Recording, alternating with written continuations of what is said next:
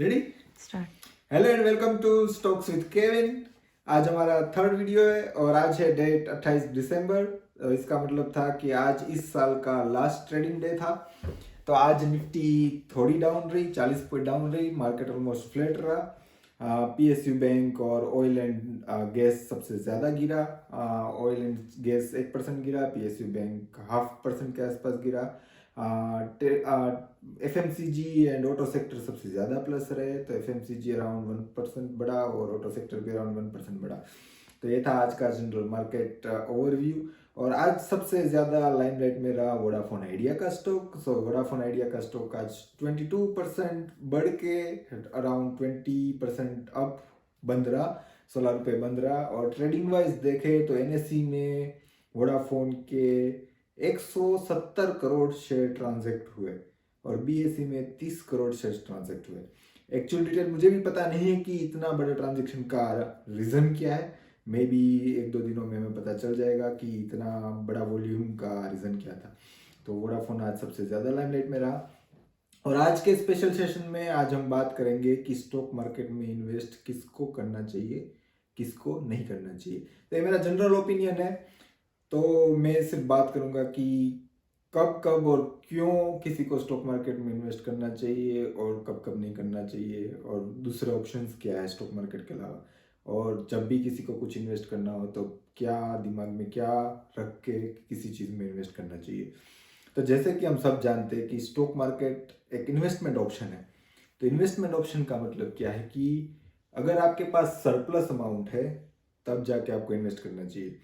तो आज मेरे दिमाग में ये टॉपिक इसलिए आया कि मेरा डीमेट अकाउंट जीरोधा में है। तो जब भी मैं जीरोधा ओपन करता हूँ सबसे पहले एक पॉपअप आता है, उसमें लिखा होता है जो एक तरह की वार्निंग होती है कि ऑन एंड एवरेज 10 में से 9 लोग शेयर मार्केट में पैसे लॉस करते हैं।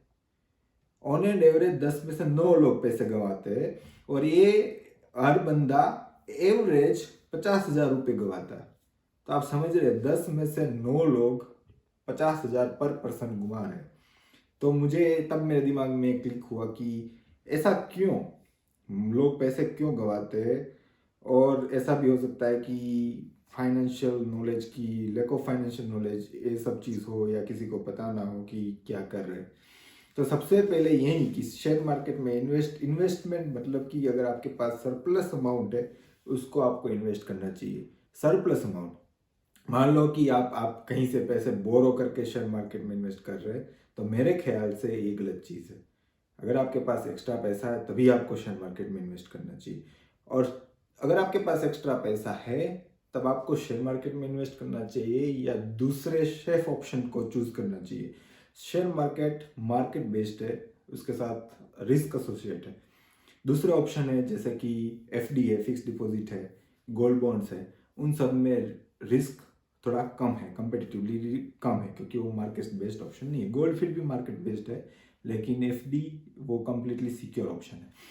तो मेरे आपको क्या सोच के डिसाइड करना चाहिए कि एफडी में एफडी लूँ या फिर मैं कोई और सेफ ऑप्शन चूज करूँ या फिर मैं शेयर मार्केट में इन्वेस्ट करूँ।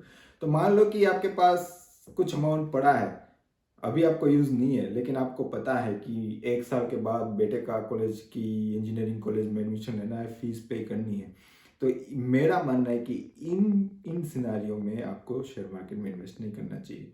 इन सिनारियों में आपको कोई कम रिटर्न वाला, मान लो कि शेयर मार्केट में 15% रिटर्न आता है साल का, एफडी में 7% आता है, फिर भी आपको एफडी चूज करनी चाहिए। क्योंकि शेयर मार्केट ठीक है और हिस्टोरिकली देखा जाए तो एफडी को बीट करता है, लेकिन ये ज़रूरी नहीं है कि आपको 1 साल के बाद पैसा चाहिए तब तक वो एफडी को बीट कर पाए और तब तक मार्केट आपको कुछ पॉजिटिव रिटर्न मिले।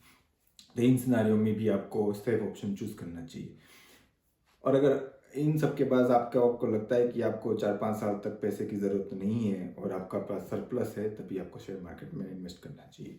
जब मैं अपने खुद के पोर्टफोलियो की बात करूँ तो मैंने होम लोन ले रखा था। मैं तब तक शेयर मार्केट में इन्वेस्ट नहीं करता था। जो भी मेरे पास सरप्लस अमाउंट बचता था मैं उसको लोन में पे कर देता था, प्रिंसिपल को पे कर देता था। क्योंकि मुझे ऐसा लगता था कि अभी होम लोन का इंटरेस्ट रेट देखा जाए तो 9.5 9.6% है। तो अगर उस उसको लोन को बाकी रख के शेयर मार्केट में इन्वेस्ट करना मेरे लिए वो लॉजिकल नहीं था। पहले लोन पे कर दो, 9.6% है, ठीक है, आपको एटलीस्ट 9.6% रिटर्न मिल रहा है क्योंकि आपने लोन खत्म कर दी। उसके बाद अगर आपके पास सरप्लस अमाउंट बचता है तो स्टॉक मार्केट में इन्वेस्ट करना चाहिए। और मैं भी मानता हूँ कि इन्वेस्टमेंट डाइवर्स होना चाहिए। तो मैंने कुछ अमाउंट स्टॉक मार्केट में इन्वेस्ट कर रखा है, मेरे पास कुछ अमाउंट एफडी भी है, क्योंकि एफडी अभी आप देखें तो on an average 7 to 8% interest दे रही है सारे बैंक्स, क्योंकि इंटरेस्ट रेट अभी आसमान को छू है। तो मेरे पास एफडी भी है और मैंने लाइफ इंश्योरेंस पॉलिसी भी ले रखी है। तो मेरे पास एलआईसी की जीवन में उमंग पॉलिसी भी है। मेरे पास गोल्ड बॉन्ड्स भी है। तो मैंने एक तरह से पोर्टफोलियो डाइवर्स कर रखा है। स्टॉक मार्केट जितना रिटर्न कहीं पे नहीं मिलता, लेकिन मैंने सिर्फ ऑप्शन बी डिसाइड कर रखे हैं, ताकि कल को मान लो कि मार्केट बहुत ही गिर जाए तो मेरे पास एक एफडी का ऑप्शन है जो मुझे सालाना 7.5% इंटरेस्ट दे रहा है। तो मेरा थॉट प्रोसेस ये है कि डाइवर्सिफाई करके रखो। और एक और चीज़ कि जब भी जैसे मैंने ब्लॉग बनाना चालू किया तो मैंने सोचा कि मैं भी कुछ और ब्लॉग्स देखता हूँ कि लोग उसमें क्या सजेस्ट करते हैं, ताकि उसमें से भी मैं सीखूँ। लेकिन जब भी मैंने सर्च करना चालू किया तो बड़े ही ब्लॉगर्स और ये इंस्टाग्राम पे आने लगता है कि ये पेनी स्टॉक लीजिए, 2 साल में आप करोड़पति बन जाएंगे, ये लीजिए 2 साल में। ऐसा कुछ होने वाला नहीं। अगर आप कोई आपको बोले कि पैसा डबल हो जाएगा, वहीं से वापस आ जाइए, क्योंकि शेयर मार्केट में कोई गारंटी नहीं होती। मैं अपनी ही बात करूं तो मैंने आरकॉम लिए थे 3.3 रुपये और 20 पैसे में। मैंने खुद उसको 2 रुपये 20 पैसे में बेचे, लॉस लेके बेचे।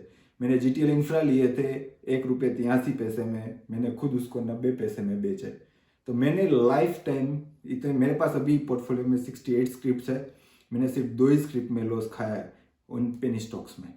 तो अगर आप पेनी स्टॉक में इन्वेस्ट भी करते हैं तो एक बार देखिए कि कंपनी का फाइनेंशियल स्ट्रेंथ क्या है, कंपनी प्रॉफिट कर रही है, लॉस कर रही है, कंपनी के पास पैसा है नहीं, क्योंकि पेनी स्टॉक का मार्केट कैप 3-4-5 करोड़ वाली पेनी स्टॉक्स भी होते हैं। तो एक बार ये रिसर्च कर लीजिए। मैंने आरकॉम और जीटीएल में लगाए थे, पैसे गवाए, तो आप उसको देखिएगा, कंपनी लॉस में चल रही है।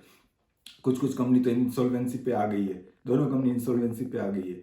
तो ये चीज़ ध्यान में रखिए कि शेयर मार्केट में कोई शॉर्टकट नहीं है। जैसे ही क्रिकेटर को डिसिप्लिन चाहिए, ऐसे ही स्टॉक मार्केट में भी उससे ज़्यादा डिसिप्लिन चाहिए। बड़ा ही धीरज के साथ अगर आप इन्वेस्ट कर रहे हैं, आप में सब्र है कि आप स्टॉक को होल्ड कर पाए लॉन्ग टर्म के लिए, आप तभी आप स्टॉक मार्केट में किसी को इन्वेस्ट करना चाहिए। यहाँ पे कोई शॉर्टकट नहीं है, और यहाँ पे ऐसा भी कोई नहीं है कि 2 साल में पैसा डबल हो जाए, ये हो जाए, कोई गारंटी नहीं है। हिस्टोरिकली पॉजिटिव रिटर्न है, लेकिन इन चीज़ों को ध्यान रखिए स्टॉक मार्केट में इन्वेस्टमेंट करने से पहले। मिलते हैं कल नहीं, मंडे के वीडियो में, नए साल और नए मार्केट के एनालिसिस के साथ और एक नए टॉपिक के साथ। और अगर आपको मुझे पहले 2 वीडियो में बहुत अच्छा रिस्पॉन्स मिला और आपको लगता है कि मेरा चैनल यूज़फुल है आपके लिए, तो चैनल को सब्सक्राइब कर दीजिए, और वीडियो अच्छा लगा हो तो लाइक कर दीजिए। मिलते हैं मंडे को। Bye bye.